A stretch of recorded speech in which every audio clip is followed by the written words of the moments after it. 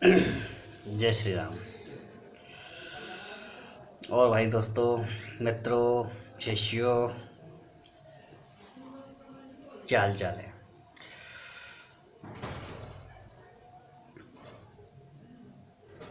Live नहीं आ रहा भाई, आज लाइव नहीं आ रहा। आज तो मैंने सोचा ऐसी वीडियो बना लें, क्योंकि लाइव में क्या होता है कि फिर बीच में लोग दूसरे नंबरों पे फ़ोन करने लग जाते हैं तो दिक्कत हो जाती है थोड़ी सी।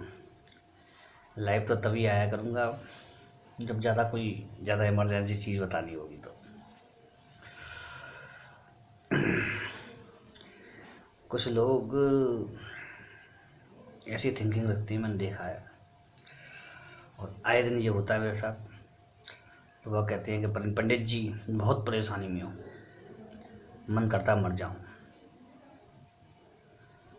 तो भाई देखिए, ऐसा है, जीवन भगवान ने बहुत बहुमूल्य अमूल्य दिया है।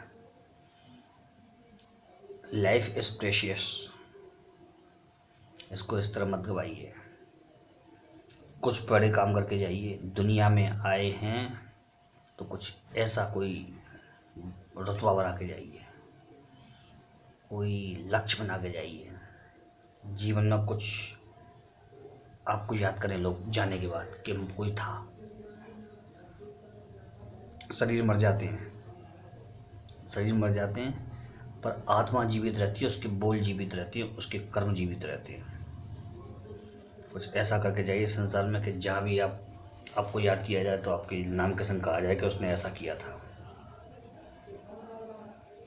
लाइफ इस तरह से जीनी चाहिए। ज़िंदगी का समझ लीजिए हर दिन आखिरी है, हर दिन लास्ट दिन है। केवल एक एक दिन हमारे पास है, उसको ऐसा जीजिए जिंदा दिली से, जीवंतता से। लोग कहते हैं कि अब कुछ नहीं है संसार में, सब कुछ खराब हो गया, मन करता है मर जाएं, घुट जाएं, कट जाएं, फांसी लगा लें, रेल से कट जाएं। ये आपकी सोच ही तो आपको इस स्थिति में ले आई है। अगर ये सोच ही पॉजिटिव होती तो आप इस जगह पे होते ही नहीं ना। सोच बदलिए तो ज़िंदगी बदल जाएगी, नज़ारे बदल जाएंगे, जीवन के मायने बदलिए अपने। थोड़ा सा जीवन अपने लिए जिया है तो दूसरों के लिए भी जिए थोड़ा सा। मैं आपको अपना बताता हूँ, मैंने कभी भी बचपन से आज तक पैसे को महत्व नहीं दिया था, लेकिन मैंने महत्व दिया था तो अपने नाम को। मेरा बचपन से ही, छोटी सी उम्र से, 10 साल की उम्र से एक सपना था कि मैं पूरे भारतवर्ष में नाम कमाऊं, हर कुछ मुझे जानने वाला हो। जहाँ निकल जाऊं वहीं आदमी कहेगा देखिए वो मनोज भाई आ रहे हैं। और उस सपने में मैं कम से कम 50% सफल रहा अब तक, क्योंकि मैं, जहाँ तक मुझे मालूम है, हर शहर में मेरी जानकारी, हर शहर में मुझे जानने वाले। कई बार तो ऐसा होता है, मैं किसी भी सिटी में होता हूँ तो अचानक आदमी कहते हैं अरे मनोज भाई। मैंने कि कैसे पहचानते हैं? बस पहचानते हैं आपको। तो इस तरह से जानकारी होनी चाहिए आदमी को। और ये करीब 2011 से हो रहा है। ये 2011 से हो रहा है क्योंकि मैं कई माध्यमों से लोगों से जुड़ा रहा, और कई मैंने ऐसे काम भी किए जिन्होंने मेरा नाम करवा दिया। जैसे एक दो तो बड़े केस, जिसमें बच्चियों को या बच्चों को किडनैप कर लिया गया था खिला पिला के। तब मैंने उनका बताया था और चैलेंज ठोक के बताया था कि 12 घंटे के अंदर बच्चे वापस आएंगे, भारत दुनिया में या भारत में किसी भी कोने में हो। तो वो आए, 7 घंटे के अंदर जवाब आया। तो मैंने हमेशा सोचा था कि मेरा इतना नाम होना चाहिए। तो उस लक्ष्य में मैं करीब 50% सफल रहा। और मतलब भारत तो क्या, बाहर दुनिया तक नाम हुआ। तो मतलब मैंने एक टारगेट, एम था मेरा, एक मेरा गोल था जिसको मैंने अचीव किया। आप अपना लक्ष्य बना के चलिए जीवन में तो आगे निकलेंगे। एक बिना लक्ष्य के, बिना मंजिल के आप कहीं भी नहीं पहुंच पाएंगे। बीच रास्ते में चलते ही रहेंगे क्योंकि आपकी मंजिल नहीं है। कभी भी किसी लालच में ना, अगर आपने कोई लक्ष्य बनाया तो कभी भी किसी लालच को अपने ऊपर हावी मत होने दो, तो उस लक्ष्य से भटक जाओगे। अपनी एक इमेज, अपनी एक वैल्यू वो अलग बनाइए दूसरे की नज़र में, जहाँ पर उसकी सोच और लोगों की तरह चलती हो, लेकिन आपकी सोच उन सबसे अलग होनी चाहिए। 3-4 चीज़ों से लाइफ में बचिए। एक झूठ बोलने से, एक फालतू की दूसरों की बुराई करने से, एक अपशब्द निंदा, क्योंकि ऐसे व्यक्तियों के पास कुछ भी नहीं होता, ना ज्ञान होता है ना कुछ होता, केवल वो बुराई करते रह जाते हैं दूसरों की, या दूसरों को नीचा दिखाते रह जाते हैं। बाकी उनके पास कुछ भी नहीं होता, क्योंकि ऐसे लोगों को विद्या भी नहीं देता भगवान। ये फैक्ट मैंने बहुत लोगों पे आजमाया, हज़ारों लोगों पे। उनके पास कुछ भी नहीं था, क्योंकि वो पर निंदा या पर बुराई करते थे। वो अपने कर्म नहीं देखते थे। याद रखिए, दूसरों की अगर कोई निंदा करता है तो वो उनसे भी नीचे कर्म जरूर होंगे उसके, पक्की बात है। वो उससे भी गिरा हुआ होगा जिसकी वो निंदा कर रहा है। यही व्यक्ति की पहचान है। अगर आप किसी को देखना चाहते हैं, कोई संत है, महंत है, या किसी के पास ज्ञान है, वो अपना ढिंढोरा पीटता है ज्ञान का, तो इन्हीं चीज़ों से जज करिए कि वो दूसरे के बारे में क्या करता है, उनके मामलों में दखल देता है या उनको नीचा दिखाने की कोशिश करता है, अपने आप को महान साबित करता है, तो समझ लीजिए उसके पास न तो भगवान की कृपा है न भगवान का ज्ञान है, क्योंकि ये सब चीज़ें आदमी को बताती हैं। और फिर ऐसे व्यक्तियों से जुड़े रहने वाले हमेशा दुखी रहते हैं, और या फिर उनको जीवन में ऐसी परेशानियां बाद में आती हैं, क्योंकि इंसान या किसी जीव या किसी व्यक्तित्व की निंदा यानी ईश निंदा, क्योंकि हम सब ईश्वर के बनाए हुए हैं। हमको ये अधिकार नहीं कि हम किसी को नीचा दिखाएं। और दूसरा झूठ, जान बचाने के लिए या फिर 100 लोगों की मदद करने के लिए बोला जाने वाला झूठ तो सही हो जाता है, कोई बात नहीं, उसको भगवान भी माफ़ करता है। लेकिन अपने लिए झूठ बोला जाए वो गलत होता है। कई लोग तो फालतू में झूठ बोलते रहते हैं, मैंने देखा है। फालतू में कोई कारण नहीं होता उसका, तो उस पर भी झूठ बोलते हैं। तो मैंने उसमें आजमाया, वो अपनी प्रतिष्ठा बढ़ाने के लिए या दूसरों को नीचा दिखाने के लिए झूठ बोलते हैं, तो फिर ऐसे लोगों का तो कभी विश्वास किया ही नहीं जा सकता है। एक झूठ बोलने वाला हमेशा झूठ बोलेगा, याद रखिए, क्योंकि ये जन्मजात गुण आ जाता है फिर आदमी में। अगर उसको झूठ बोलने की आदत बढ़ गई है तो वो कहीं ना कहीं हेरा फेरी कर जाएगा। ऐसे आदमी पर कभी विश्वास नहीं करना चाहिए। और एक चीज़ और, जो किसी के भी मामले में बार बार दखलंदाजी देगा, वो भी कभी भी सही व्यक्तित्व वाला नहीं हो सकता, ना आगे बढ़ेगा वो। तो इन सब चीज़ों पर काबू पाइए।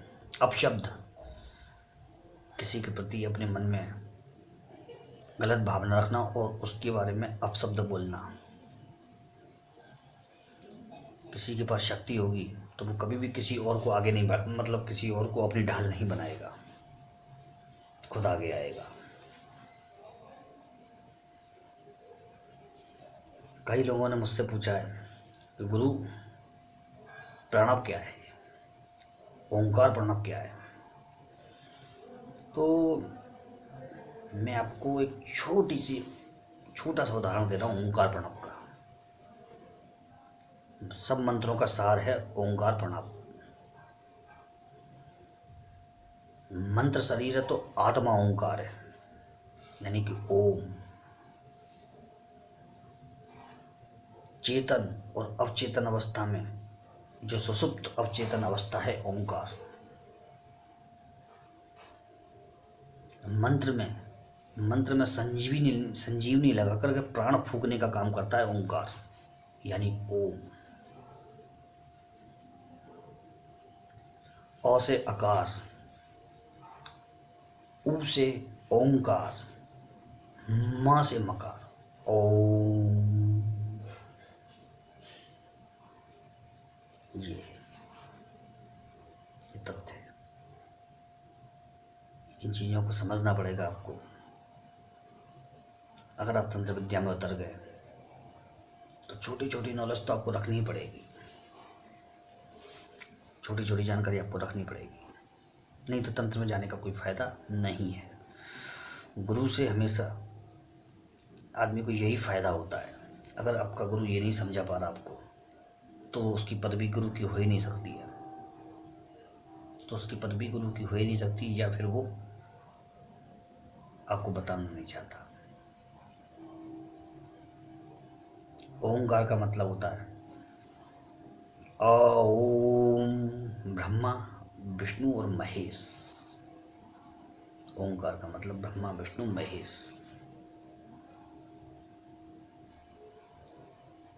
किसी मंत्र की शक्ति जागृत नहीं हो रही हो, तो हर मंत्र के हर शब्द के संग ओंकार लग जाएगा। उदाहरण देता हूं आपको ओम नमः शिवाय का। ओम नमः ओम शिवाय ओम, इसको कहते हैं अक्षर संपुटित करना, शब्द संपुटित करना।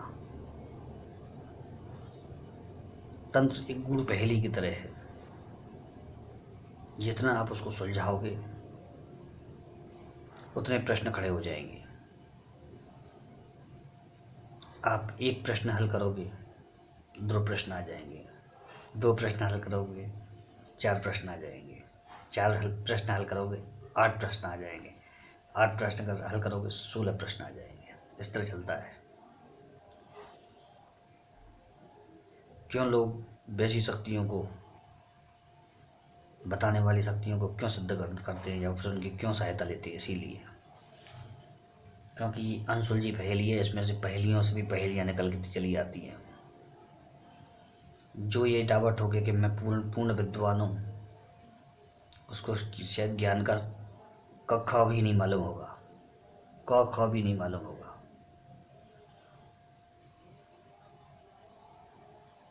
मेरे पास बहुत आते विद्वान, बातें चलती हैं, चर्चाएं होती हैं, एक दूसरे की परख होती है। मैं तो चाहता हूँ कि कोई बढ़िया अच्छा जानकार, गपोल संकी नहीं, काली बड़बड़ करने वाली अच्छा जानकार मेरे सामने बैठे, फिर हम उससे ज्ञान दें, वो हमको ज्ञान दे। वहाँ पर मालूम पड़ता है ज्ञान का लेवल। दूर बैठ करके मैं आपको समझा रहा हूँ तो ये जरूरी नहीं है मैं ज्ञानी हूँ। अगर मैं लिख लिख के मंत्र दे रहा हूँ तो जरूरी नहीं है मैं ज्ञानी हूँ। हो सकता है वो मैंने कहीं से लिए हो, हो सकता है वो मैं किताब में से लिख के डाल रहा हूँ। वो सब चीज़ें होती, आजमाना चाहिए आदमी को।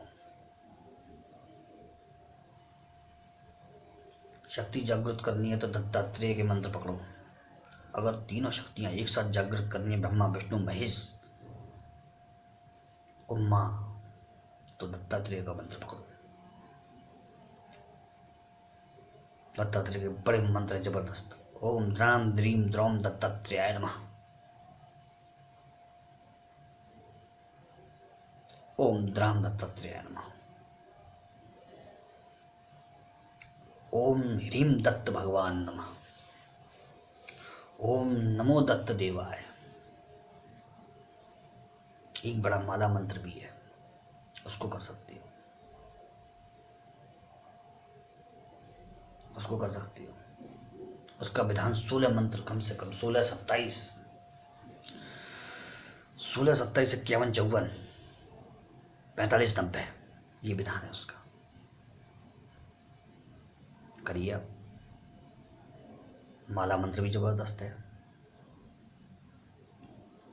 ओम नमो भगवते दत्तात्रेयाय स्मरण मास्टर चोट्टा महाभैन वारणा महाज्ञान प्रदाचिता नन्नान्वे बालन मत प्रचार विषा महायोनि निवदूता अनसुया नंद वर्तन अवतरता सर्व काम पर विदय रीम सकल जो क्रोध साध्य करना सौ शर्मन चोमनासी महूंजी रंजीविनी वसट्ट वसी गुरु वसट्ट कर सकर होम विद्य से विद्य फटो चाट ठट अष्टंग सब खो खो मार नम संपन्न स्वाहा पूज पूज पर मंत्र पर्यंत पतंदा दिच्छिन ग्रहण निवारण बाधिन दुःखम हृदय दम पिता देहम पूजम तम तो सर्व मंत्र सर्व यंत्र सर्व तंत्र सर्व पल्लव स्वरूप ओम नमः शिवाय। जगाइए, अवश्य जगेगी। अभूतपूर्व ज्ञान होता है इस मंत्र को करने से। आप सामने वाले की मन की भाषा समझ सकते हो कि वो क्या सोचता है आपके बारे में। कुछ ऐसे काम भी हो जाते हैं मित्रों, कुछ मैं ऐसे शब्द भी बोल जाता हूँ कभी कभी, जो बोलने के बाद मुझे सोचना पड़ता है कि ये मेरे मुंह से निकला कैसे था। और जब वो सामने वाले के संग घटना हो जाती है उस शब्द की बोली हुई, तो बड़ा वो होता है। जी दत्त भगवान का प्रभाव है।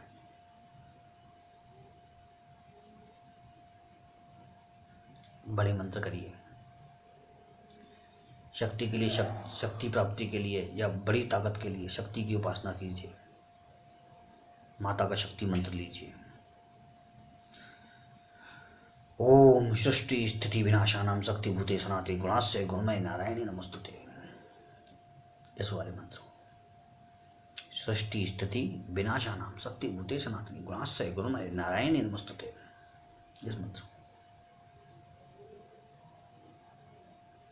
आपको शक्ति अवश्य मिलेगी।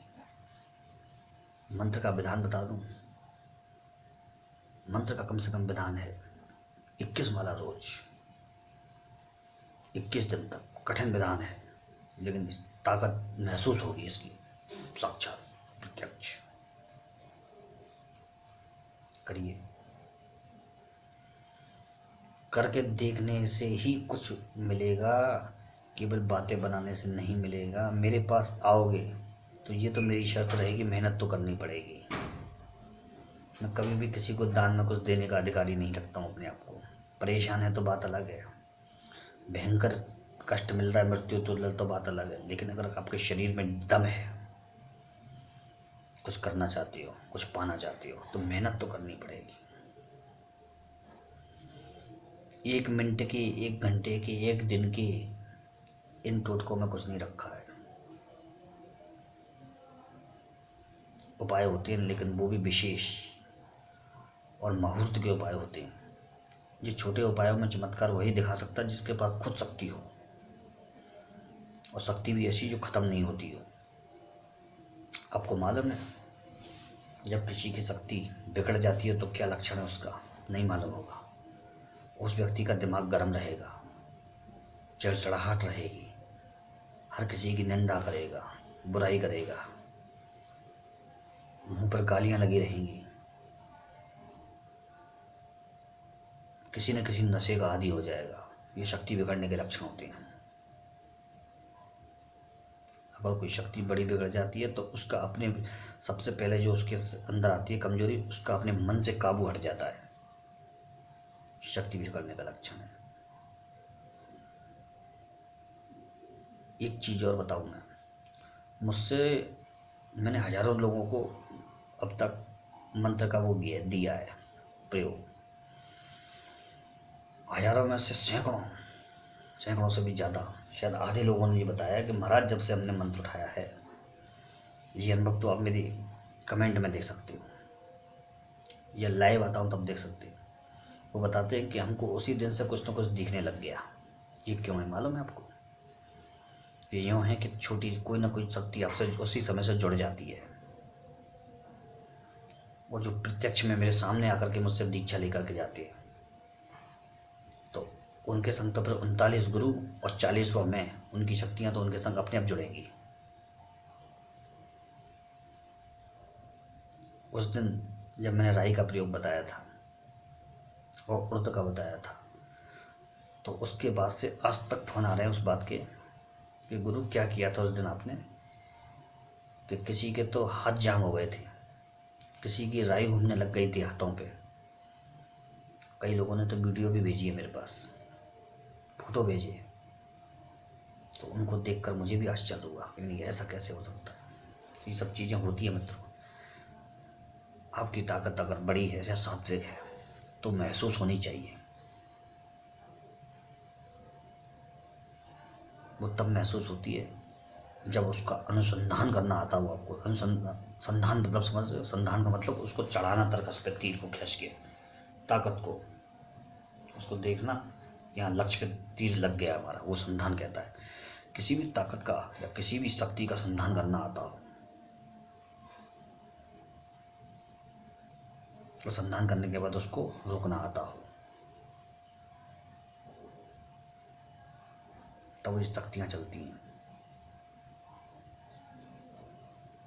मेरी भक्ति गुरु की शक्ति, वो फुरो मंत्र ईश्वरो वाचा, यही है उसका हिसाब।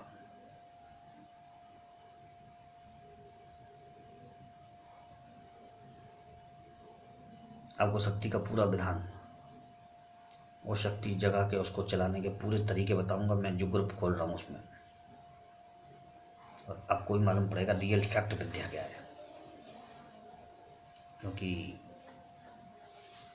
बिना बताए कैसे मालूम पड़ेगा भाई। चलिए मित्रों, बहुत मज़ा आता है आपको बताने में, टाइम रहता है तो। जय माता रानी की।